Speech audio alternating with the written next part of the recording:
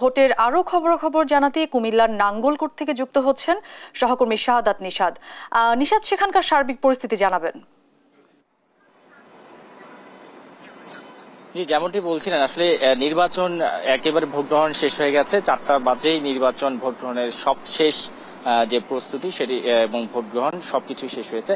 এখন আসলে গণনার পালা এবং আনুষ্ঠানিকভাবে কে হচ্ছেন আগামীতে যে নির্বাচনের চেয়ারম্যানটা কারা হবেন সেটি কিন্তু দেখার অপেক্ষা। তো সেই প্রেক্ষিতে কিন্তু সারা দেশে 60টি উপজেলা নির্বাচন অনুষ্ঠিত হচ্ছে এবং সেই 60টি উপজেলায় কিন্তু আমরা দেখেছি অনেক ঘাত প্রতিঘাত কিংবা কোনো জায়গায় সংঘর্ষের ঘটনা এবং কোনো জায়গায় নিরবিচ্ছিন্নভাবে কিন্তু নির্বাচন অনেকটা সম্পন্ন হয়েছে। আমরা আছি কুমিল্লার নাঙ্গলকোটে, আমরা সেখানেও দেখেছি দু একটি বিচ্ছিন্ন ঘটনা ঘটেছে এবং সেক্ষেত্রে একটি কেন্দ্রের ভোট গ্রহণ স্থগিত করা হয়েছে এবং একই সাথে কয়েকটি অভিযোগও ছিল প্রার্থীদের জোরপূর্বক ভোট গ্রহণ, এমনও কয়েকজন মহিলা যাদের থেকে আমরা অভিযোগ পেয়েছি। পরবর্তীতে যদিও সেখানে আইন শৃঙ্খলা বাহিনীর তৎপরতায় সেটি কিন্তু অনেকটা সমাধান হয়েছে, তবে বড় কোনো অপ্রীতিকর ঘটনা আমরা এখানে দেখতে পাইনি।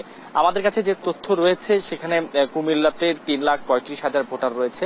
সেই ভোটারের প্রেক্ষিতে আমরা দেখেছি এখানে সর্বমোট যে কয়টি কেন্দ্রের ফলাফল এসেছে, আমাদের কাছে 56টি কেন্দ্রের ফলাফল এখন পর্যন্ত হাতে এসে পৌঁছেছে এবং সেই তথ্য অনুযায়ী 35% ভোট কিন্তু পড়েছে এবং এর আগে দুপুর 2টা পর্যন্ত যে ফলাফল সেখানে পুরো 114টি কেন্দ্রে নির্বাচন অনুষ্ঠিত হয়েছে। 114টি কেন্দ্রের যে ফলাফল সেই ফলাফল অনুযায়ী 31% ভোট ছিল, অর্থাৎ সেই পার্থক্যের হারে কিন্তু দেখা যাচ্ছে 2টার পরে কিন্তু একেবারে ভোটার উপস্থিতি খুব কম ছিল। অর্থাৎ সবকিছু মিলিয়ে বলা যায় তুলনামূলক হারে অন্যান্য কেন্দ্রগুলোর চেয়ে অন্যান্যবার যে নির্বাচন উপজেলা প্রথম, দ্বিতীয় এবং তৃতীয় ধাপে যে উপজেলা নির্বাচন অনুষ্ঠিত হয়েছে সেখানে আমরা দেখেছি নির্বাচনে উপস্থিতির হার অনেকটা কম ছিল এবং তার প্রেক্ষিতে আমরা চতুর্থ ধাপে কিন্তু কুমিল্লা নাঙ্গলকোটে দেখেছি নির্বাচনে যে উপস্থিতির হার, ভোটার উপস্থিতির হার তুলনামূলকভাবে কম ছিল। অর্থাৎ যে 3.5 লাখ ভোটার সেক্ষেত্রে কিন্তু মাত্র 31 থেকে 35% গিয়েছে।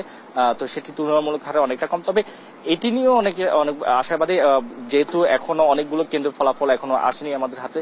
হয়তো ভোটের যে হার সেটি আরো বাড়তে পারে বলে আশা করা যাচ্ছে। আমরা এখানকার যে বিভিন্ন প্রিজাইডিং অফিসাররা আছেন তাদের সাথে কথা বলে যেটি জেনেছি, এই ভোটের হার তারা প্রত্যাশা করছেন 40% বেশি হতে পারে বলে তারা প্রত্যাশা করছেন এবং একই সাথে এখানে যে মূল লড়াই 3 প্রার্থীর মধ্যে ছিল এবং 3 জন প্রার্থী কিন্তু এখানে আমরা দেখেছি তাদের মধ্যে একে অপরের পাল্টাপাল্টি অভিযোগ এবং কেন্দ্র বা মাঠ ছাড়ার মধ্যে কাউকে আমরা দেখিনি। প্রত্যেকেই আসলে একেবারে 4টা পর্যন্ত কিন্তু মাঠে ছিল এবং তারা কিন্তু তাদের নির্বাচনের যে দিক সেই দিকটা কিন্তু অবস্থানে ছিল।